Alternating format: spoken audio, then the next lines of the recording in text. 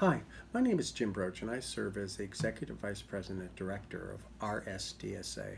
We're a national patient organization based in Milford, Connecticut, whose mission is to provide education support and most of all hope to people affected by complex regional pain syndrome as we drive research for better treatments and a cure. What do you need to know about complex regional pain syndrome? It's a rare condition, it's very puzzling, and that most physicians and most of the general public does not know about it. So RSDSA is perfectly suited to help you on your journey to get better. RSD, it used to be called RSD, reflex sympathetic dystrophy. In the 90s, they changed it to complex regional pain syndrome. There's two types. One is type 1, where you really can't identify a particular nerve that has been affected or damaged by the trauma. CRPS type 2 is when you could trace it back to a particular nerve. So complex regional pain syndrome generally happens after some type of trauma, a fracture, a sprain, surgery, crush injury, and sometimes you can't pinpoint it. It generally happens, sometimes it could happen immediately after the incident, or it could happen with a number of weeks.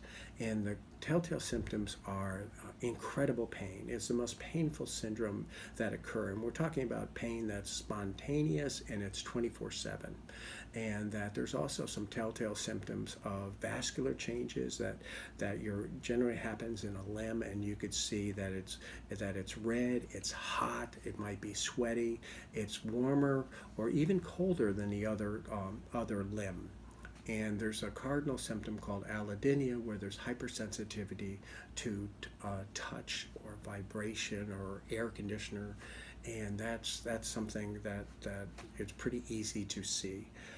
Most physicians are not familiar with that, so RSDSA can work with you to find a physician and therapist who is perfectly suited to help you restore function. And generally, in a sentence, it is modify the pain and restore function, and you do that by movement. That's the most important thing.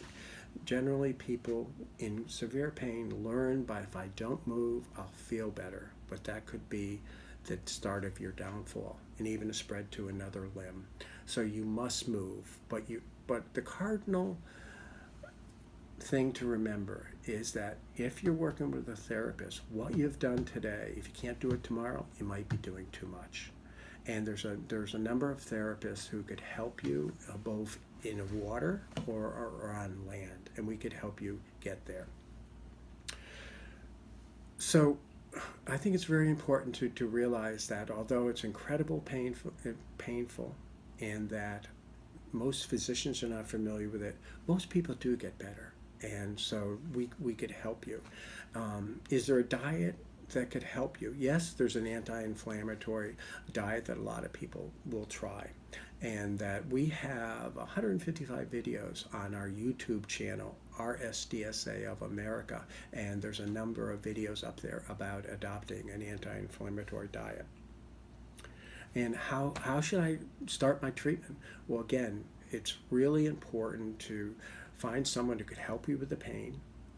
Generally, the medicines are anti-seizure medicines, and you generally avoid the opiates because opiates are not the drug of choice for nerve pain. And then you need to find a therapist who could work with you to teach you how to begin moving again. And if you can't weight bear, perhaps you could work in a warm water pool. That's really important. How can I best educate myself about complex regional pain syndrome is, number one, be careful of your sources of information. RSDSA has been in the business of helping people with complex regional pain syndrome for over 30 years. We have a scientific advisory board. We also have a clinical medical affairs team that guide us to help people.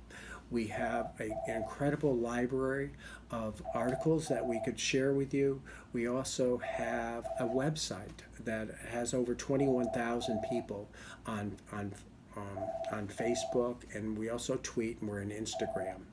So we really are here to help you. Our website is www.rsds.org. We have a toll-free number, 877-662-7737, and we're here to help you.